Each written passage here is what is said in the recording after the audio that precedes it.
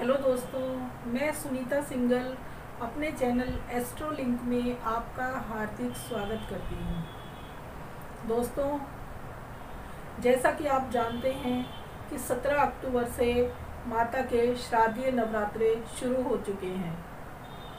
दोस्तों, माँ आपके भंडार भरे, आपकी सभी मनोकामनाएं पूर्ण करे, ऐसी मैं माँ से प्रार्थना करती हूँ।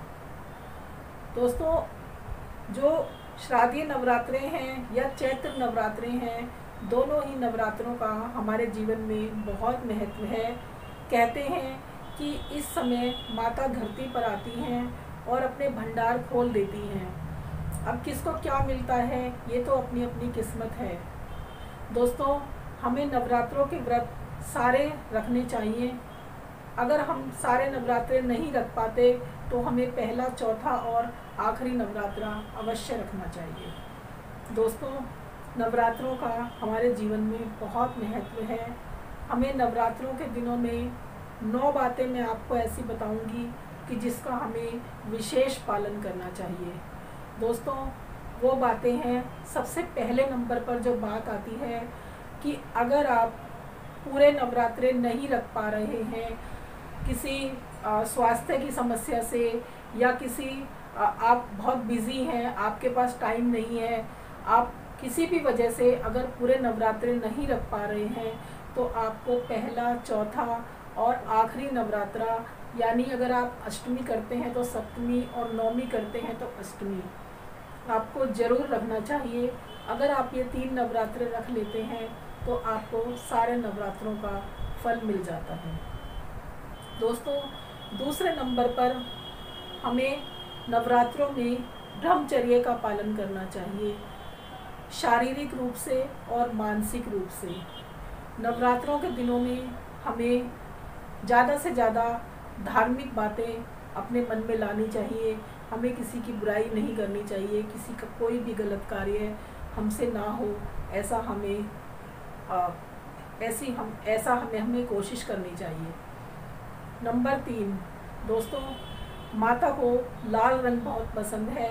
अगर आप माता की पूजा कर रहे हैं तो आपको लाल रंग के आसन पर बैठना चाहिए और आपके तन पर कोई छोटे से छोटा भी वस्त्र हो, वो लाल रंग का अवश्य होना चाहिए, क्योंकि माता को लाल रंग से बहुत लगाव है। इसके बाद आता है नंबर 4। दोस्तों, कभी भी भूल से भी माता को तुलसी या दुर्वा का भोग नहीं लगाना चाहिए। चाहे माता का कोई भी रूप हो, माता के 9 रूप होते हैं, उनमें से किसी भी रूप को तुलसी या दुर्वा का भोग नहीं लगाना चाहिए। माँ को तुलसी और दुर्वा बिल्कुल पसंद नहीं है। उसके बाद नंबर 5 पर आते हैं कि माता को हम कोई भी भोग लगाएं, कोई भी नैवेद्य लगाएं, उसमें हमें बताशे और लौंग अवश्य रखनी चाहिए, क्योंकि बताशे और लौंग माँ को बहुत पसंद आते हैं। माँ का अगर हमें कोई भी भोग हम लगा रहे हैं तो उसमें हमें बताशे और लौंग अवश्य रखनी चाहिए। उसके बाद आता है नंबर 6। दोस्तों, हमें नवरात्रों में एक ही पाठ का पालन करना चाहिए और उसके साथ हमें दुर्गा सप्तशती का पाठ अवश्य करना चाहिए। दुर्गा सप्तशती का पाठ करने से नवरात्रों में बहुत अच्छा फल मिलता है। उसके बाद नंबर 7 आता है कि हमने पूजा में कलश रखा हुआ है, उस कलश को हमें हमेशा ढक कर रखना चाहिए, क्योंकि जो माता की कृपा होती है, माता की शक्ति का जो संचय होता है, वो उस कलश के अंदर हो जाता है। और अगर हम उस कलश को खोल कर रखते हैं तो हमारी सारी जो कृपा होती है माता की, वो निकल जाती है।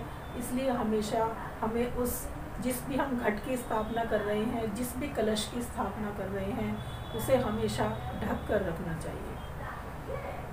नंबर 8 कि हमें नवरात्रों में यही कोशिश करनी चाहिए कि जो हम माता की जोत जगा रहे हैं उसे हम प्रज्वलित रखें। कभी भी हम माता की जोत को बुझने ना दें, बढ़ने ना दें, और उसे हमेशा प्रज्वलित रखें। नंबर 9, हमें नवरात्रों के दिनों में हमें कोई ना कोई पाठ करते रहना चाहिए।